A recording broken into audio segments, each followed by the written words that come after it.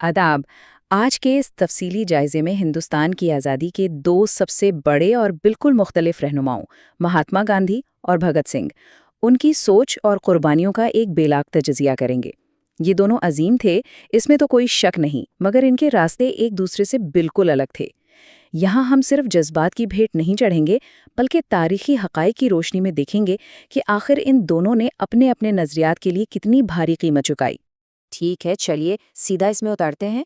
इस सफ़र में हम इनके मुख्तलिफ रास्तों, तरीक़ों के इख्तिलाफ और ज़ाती कुर्बानियों की इंतहा को समझेंगे। साथ ही उन मुतनाज़ा सवालात, विरासत के टकराव और आज के दौर की तकसीम शुदा याद पर रोशनी डालेंगे। बस मकसद ये है कि इन दोनों तारीख़ी शख्सियातों का एक मुकम्मल और गैर जानिबदाराना जायज़ा लिया जा सके। तो शुरुआत करते हैं पहले हिस्से से, आज़ादी के दो रास्ते। देखें, एक बात तो बिल्कुल शीशे की तरह साफ है कि दोनों का आखिरी मकसद सिर्फ एक ही था, हिंदुस्तान की मुकम्मल आज़ादी। लेकिन इनकी शुरुआती जिंदगियों में कुछ ऐसे वाक़यात पेश आए जिन्होंने इनके रास्ते हमेशा के लिए अलग कर दिए। तसव्वुर कीजिए, एक तरफ 12 साल का एक बच्चा भगत सिंह है, जिसने जलियांवाला बाग की खून से सनी मिट्टी को एक बोतल में जमा कर लिया। इस एक वाक़े ने उसके दिल में बगावत का बीज बो दिया। दूसरी तरफ महात्मा गांधी थे, जो अपने पुरअमन एहतजाज और अदम ताउन की तहरीक के जरिए अमन के मसीहा बनकर सामने आए। एक के दिल में जालिम के खिलाफ शदीद आग धड़क रही थी, जबकि दूसरे ने सब्र और अमन को अपना सबसे बड़ा हथियार बना लिया। तारीख में इनके नज़रियात का जो सबसे बड़ा टकराव हुआ वो 1922 में सामने आया। 1920 में जब गांधी जी ने अदम ताउन तहरीक शुरू की थी तो पूरे मुल्क के नौजवानों ने इसमें बढ़ चढ़कर हिस्सा लिया। लेकिन 1922 के चौरी चौरा वाक़ये में होने वाले तशद्दुद को देखते हुए गांधी जी ने अचानक तहरीक रोक दी। इस अचानक फैसले ने भगत सिंह जैसे नौजवान इनकलाबियों को शदीद मायूसी में डाल दिया। उन्हें लगा कि आज़ादी बिल्कुल उनके करीब आकर उनसे छीन ली गई है। यही वो पॉइंट है जहाँ से तारीखों का इख्तिलाफ शुरू होता है। तहरीक रुकने की इस मायूसी ने बरतानवी साम्राज्य से निपटने के दो बिल्कुल ही मुतज़ाद तरीकों को जन्म दिया। और ये चीज़ इस बात को बहुत खूबसूरती से वाज़े करती है कि एक तरफ गांधी जी की अहिंसा थी, इसका मकसद अपना दुख सहकर जालिम का ज़मीर जगाना और उसे इखलाकी तौर पर हराना था। वहीं दूसरी तरफ भगत सिंह का इनकलाब था। उनका मानना था कि इस बहरे और जालिमाना निज़ाम को बदलने के लिए उसे एक जिस्मानी और ज़हनी झटके की सख्त ज़रूरत है। यानी एक नज़रिया दिल पिघलाने पर मबनी था, तो दूसरा निज़ाम को जड़ से उखाड़ने पर। यहाँ सबसे अहम नुक्ता ये है कि भगत सिंह का मकसद कभी भी अंधा कत्लो गारत नहीं था। 1929 के असेंबली बॉम्ब धमाके के पर्चे में उन्होंने वाज़े तौर पे लिखा था, बहरों को सुनाने के लिए एक ज़ोरदार आवाज़ की ज़रूरत होती है। दरअसल वहाँ मकसद किसी की जान लेना था ही नहीं, बल्कि एक घूंगी बरतानवी सरकार को जगाना और एक मुतलकुल अनान निज़ाम को सख्त वार्निंग लेना था। आइए अब तीसरे पहलू की तरफ बढ़ते हैं, ज़ाती कुर्बानियों की इंतहा। अपने नज़रियात को सच साबित करने के लिए इन दोनों रहनुमाओं ने खुद को जिस्मानी और ज़हनी तौर पर बिल्कुल आखिरी हुदूद तक आजमाया। ये मुवाजना बिल्कुल साफ है। एक तरफ भगत सिंह थे, जिन्होंने जेल में सियासी कैदियों के बुनियादी हुकूक के लिए 100 से ज़्यादा दिनों तक सख्त भूख हड़ताल की। उन्हें ज़बरदस्ती खाना खिलाने की कोशिश की गई, मगर वो डटे रहे और बिलाखिर मुस्कराते हुए फांसी का फंदा चूम लिया। दूसरी तरफ गांधी जी की कुर्बानियां थीं, जिन्होंने अपनी पूरी जिंदगी सख्त तरीन जिस्मानी आजमाइशों, कस्मों, तवील फाकों और निहायत मुतनाज़ा ज़ाती तजुर्बों में गुजार दी। दोनों के कुर्बानी के तरीके अलग थे, मगर इनकी शिद्दत अपनी इंतहा पर थी। गांधी जी की इन ज़ाती आजमाइशों में ब्रह्मचार्य का एक बहुत मरकज़ी किरदार है। उनके नज़दीक ये सिर्फ सेलिबसी या जिनसी ताल्लुकात से दूरी नहीं थी, बल्कि अपनी तमाम हिस्सात और ख्वाहिशात पर मुकम्मल काबू पाना था। उनका मानना था कि इससे जो अजीम रूहानी ताकत मिले भी, उसी से कौम की आज़ादी और तकसीम के खून रेज़ फसादात को रोका जा सकता है। ये उनके तारीख़ी फ़लसफ़े का एक बहुत ही पेचीदा हिस्सा था। लेकिन यहाँ एक बहुत ही संगीन इखलाकी सवाल पैदा होता है, इस सच्चाई की आखिर कीमत क्या थी, ख़ास तौर पर 1940 की दिहाई में, जब पूरा मुल्क और ख़ास तौर पर नोआखाली फसादात की आग में जल रहा था। तो गांधी जी ने इस रूहानी ताकत को आजमाने के लिए अपनी 19 साला पोती मनु और दीगर ख़वातीन के साथ नगन हालत में सोने के तजुर्बे किए।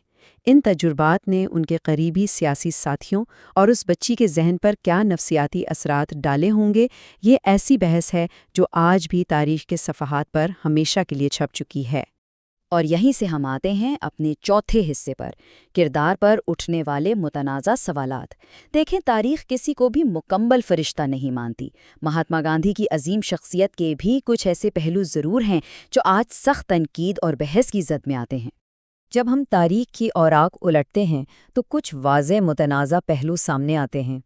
مثال کے طور پر جنوبی افریقہ میں ان کی شروعاتی نسلی خیالات، جہاں سیاہ فام افراد کے حوالے سے ان کی رائے کافی متنازع تھی۔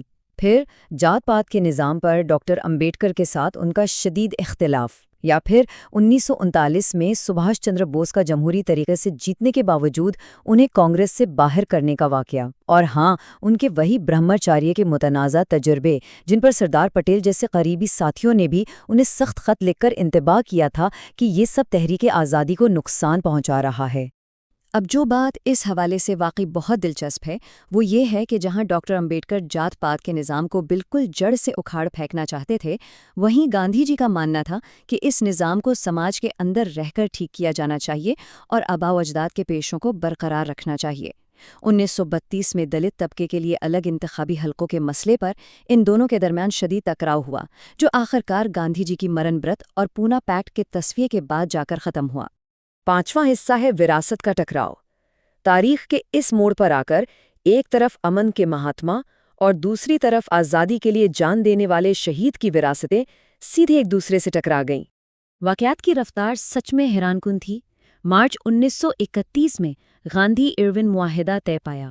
اس معاہدے سے عدم تشدد والے قیدیوں کی رہائی تو ہو گئی، مگر بھگت سنگھ اور ان کے ساتھیوں کو کوئی معافی نہیں مل سکی۔ اسی سال 23 مارچ کو بھگت سنگھ کو پھانسی دے دی گئی، اور بالکل اسی کڑی میں سالوں بعد 30 جنوری 1948 کو خود گاندھی جی کا قتل کر دیا گیا۔ اس سب کے بعد عوام کے ذہن میں ایک بہت بڑا سوال اٹھتا ہے، کیا مہاتما نے شہید کو مایوس کیا؟ دیکھیں، بھگت سنگھ کی پھانسی کے وقت عوام میں گاندھی جی کے خلاف شدید غصہ تھا۔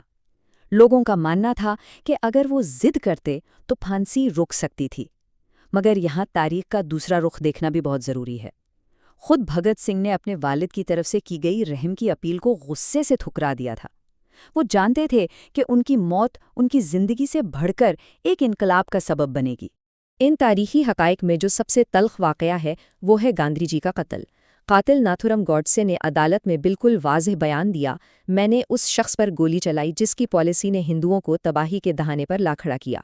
گوڈسے جیسے انتہا پسند لوگ تقسیم ہند، اس خون ریزی اور پاکستان کو دیے گئے 55 کروڑ روپے کے مسئلے پر گاندھی جی کی پرامن ضد سے شدید اشتعال میں تھے۔ یہ تاریخ کا وہ سنگین رخ ہے جہاں نظریات کا اختلاف آخرکار خون ریزی پر ختم ہوا۔ آئیے اب بڑھتے ہیں چھٹے اور آخری حصے کی جانب، ایک تقسیم شدہ جدید یاد۔ آج کا دور اور ہندوستانی معاشرہ ان دونوں عظیم شخصیتوں کی وراثت پر آج بھی مسلسل بحث کرتا نظر آتا ہے۔ چلیے دیکھتے ہیں کہ آج کے دور میں یہ چیز کس طرح آگے بڑھتی ہے۔ ایک طرف مہاتما گاندھی ہیں جنہیں عالمی سطح پر احترام حاصل ہے، حکومتی اداروں میں انہیں مانا جاتا ہے اور ان کی تصویر آج بھی کرنسی نوٹس پر موجود ہے۔ وہیں دوسری طرف شہید بھگت سنگھ ہیں جو آج بھی عوام اور خاص طور پر نوجوانوں کے دلوں میں زندہ ہیں، ناانصافی کے خلاف اٹھ کھڑے ہونے کی ایک آگ اور بغاوت کی مشعل بن کر۔ تو اس مکمل جائزے کا آخر نتیجہ کیا نکلتا ہے؟ ایک طرف گاندھی جی کے خود کفالت اور ماحولیت کے نظریات آج کی دنیا کے لیے بھی اتنے ہی ضروری ہیں، لیکن ان کی سخت ضد اور متنازع تجربات ان کی انسانی کمزوریوں کو بھی بے نقاب کرتے ہیں۔ دوسری طرف بھگت سنگھ کی قربانی نے یہ ثابت کر دیا کہ نظریات انسان کے جسمانی وجود سے کہیں زیادہ عرصے تک زندہ رہتے ہیں۔ دونوں شخصیتیں اس بات کا تقاضا کرتی ہیں کہ انہیں اندھی عقیدت کے بجائے بالکل منطقی اور تنقیدی نگاہ سے دیکھا جائے۔ تو آخر میں اس سنگین سوال پر ضرور غور کیجیے گا، کیا سچائی اور قربانی کے یہ تمام تجربات صرف خود کو پاک کرنے کے ذریعے تھے، یا پھر تاریخ کی عظیم ترین انسانی غلطیاں تھیں؟ دیکھیں، ایک زندہ جمہوریت کبھی اپنے رہنماؤں کی اندھی پوجا نہیں کرتی، بلکہ ان کے فیصلوں اور قربانیوں کا گہرا تجزیہ کرتی ہے۔ اس تفصیلی جائزے کا مقصد بھی یہی تھا کہ تاریخ کی ان پیچیدگیوں کو بہتر طریقے سے سمجھا جا سکے، امید ہے اس سفر نے تاریخ کے ان صفحات کو ایک نئے اور منطقی رخ سے دیکھنے میں مدد کی ہوگی۔ یہاں تک ساتھ رہنے کا بہت شکریہ۔